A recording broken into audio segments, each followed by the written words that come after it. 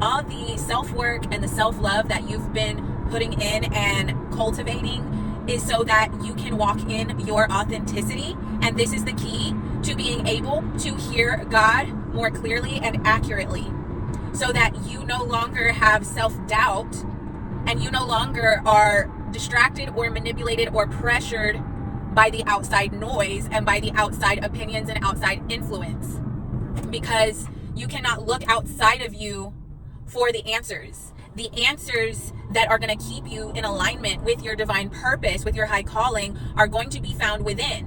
But the thing is, and especially for the chosen ones, many of us go through hell from the beginning of our life. We're constantly being gaslit or having people doubt us or question our decisions and make us second guess ourselves.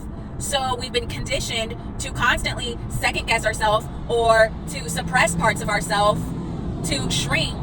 And because of this, we've, at times made bad decisions or decisions that did not resonate with our authentic self. And so now that we're coming into this place of full maturity as the sons of God, this is why it's so important that we have confidence and trust ourselves and walk in our authenticity, regardless of what people think about it, regardless of the judgments. Understand that people outside of you they don't know your calling, your purpose. The only person you should be seeking is God. The answers are found within you. God dwells within you. God is leading you and guiding you. So stop second guessing the decisions you know that God is giving you confirmations for. Because this is such a pivotal time where we're being called into the deep and we're being called to take leaps of faith. And God is really stretching our faith right now. And it's causing us to confront this issue of self-doubt. So stop doubting yourself. Stop doubting your ability to hear God. Stop trying to please everyone else. It doesn't matter if people don't understand why you're moving the way that you move, why you're doing the things that you do, why you're making the decisions that you're making. This is not a conference call between you and everyone else and God. This is between you and God. Do not put your fate in another man's hand and in another man's opinion. You've got one life to live, and at the end of the day, each one of us is going to stand before God and give an account for how we went about this life and whether we took those leaps of faith to follow our high calling or whether we forfeited the high calling that God intended for us because we let the opinions of other people cloud out the truth and the purpose for our life. So understand that the more that you walk in your authenticity, the more that you walk in who you are unique. And I'm not saying, just act crazy. You're using wisdom. You're using biblical principles. You're being led by the Spirit of truth and by the Spirit of God. But tradition and religion will try to destroy and kill your calling.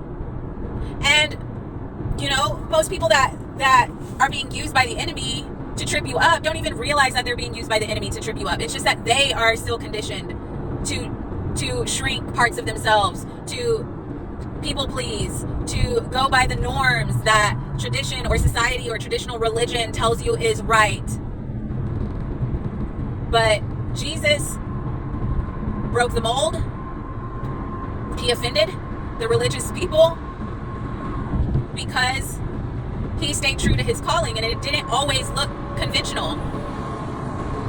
So just trust yourself, especially as we're moving into these major decisions. As I've been talking about, we are at the crossroads where we're going to have to make some major decisions. And the decisions we make at this time are going to have a huge impact on our next season. So it's important for us to stay true to what it is that we're hearing from God. God is faithful. He gives confirmations. He gives multiple confirmations. He gives dreams. He gives his word.